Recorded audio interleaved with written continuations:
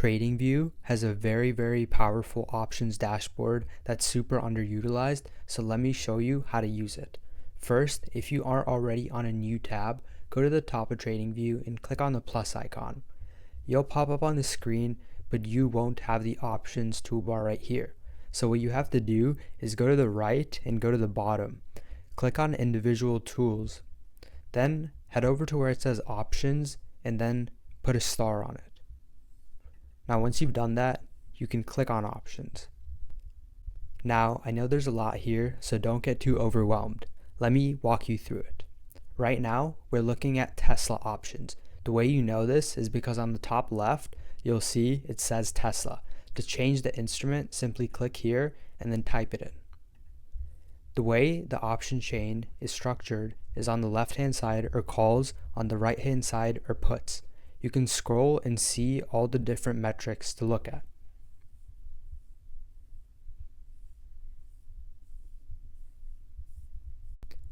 Now, the way this is organized is by strike and expiration date. To change the expiration date, go to the top left, click on expiration, and then simply choose what you want to look at. You can even put a specific range. To change how many strikes you're looking at, click on the strikes number, and then you can set a range or look at specific strikes. And you can even filter for spread. Then let's move on to the strategy builder.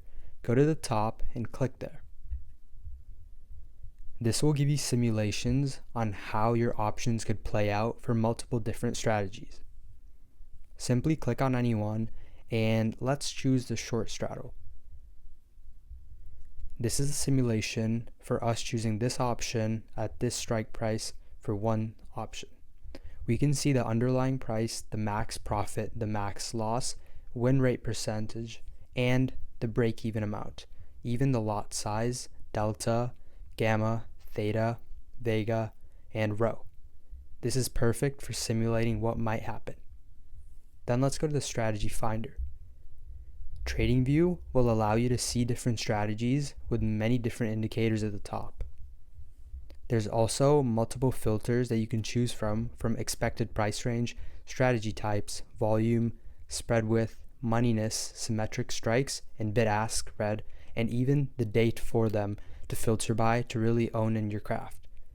You can also look at volatility by date and volume using a heat map by expiration or by strike.